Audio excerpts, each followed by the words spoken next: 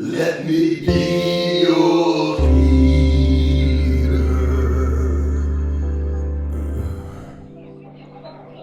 I've been thinking a lot about conformity or non-conformity, which is, it's taken as a given that that's like a countercultural bedrock principle, never conform.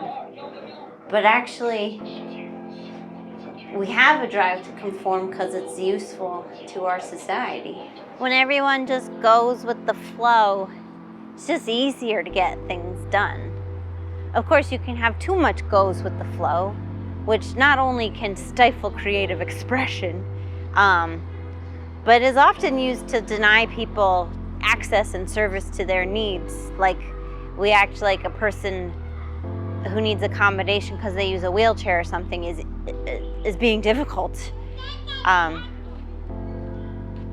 So, you know, with limits. I myself, I like sticking out. That's why it's sometimes a relief to live in China, where I'm gonna stick out no matter what. So I don't even have to try. But a point of pride I have in my life is when I traveled in Europe, was being able to look around and see how the local people were dressed and act and whatever, and the number one goal was to get mistaken for someone who lived in the place I was visiting. That's why I like to learn languages too.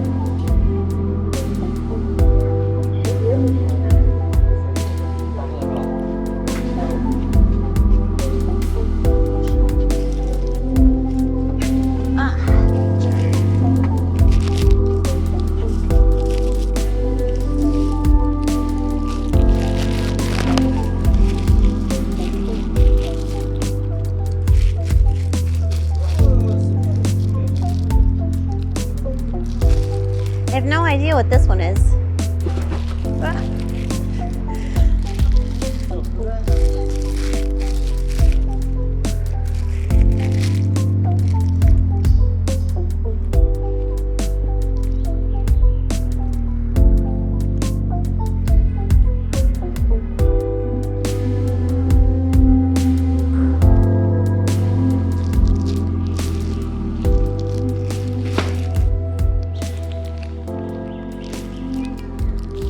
Something I've noticed a lot recently, I mean, it's happened throughout human history, but just that I've noticed, is usually in our neighborhood is grandpas and little babies kind of babbling with each other.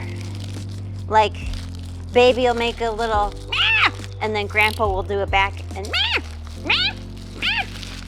And they'll keep going back and forth. So it must be instinctual. Like, if someone is making a noise to you, make it back. And that's actually how we acquire language. Because then with an older kid, it'll be a phrase that they repeat back and forth. Just like a pretty girl, or pretty boy, because a bird is tweeting right now, so that's what I'm thinking of. So conformity forms the basis of how we learn language at all. I mean, you have to go to school to learn the actual grammar and rules, but the idea of communicating is just like, I make noises, then you make noises, and then over time, I add more and more meaning to what the noises you're making are. And I kind of think we work the same way with the morals that we want to transmit. Again, you go to school to learn the actual rules and grammar of the laws that we've decided, but I think like there's an instinct to just mirror the behavior you see around you. I mean, that's why learning is, we know now that lecture is far less effective than actually doing stuff with kids. Where it's stifling, I guess, is when conforming to the group is not just encouraged, but enforced, and any deviation is punished, because that's where we make progress, is trying out new things and new ways of looking at at life and people and society. And when society clamps down on that,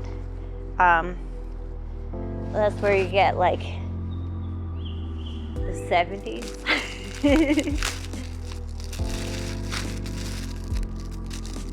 I mean, I guess a lot of good art comes out of feeling frustrated by society's constrictions. So, you know, the artists need to non-conform, but they need to feel like they have to conform so they can bust out of there with art.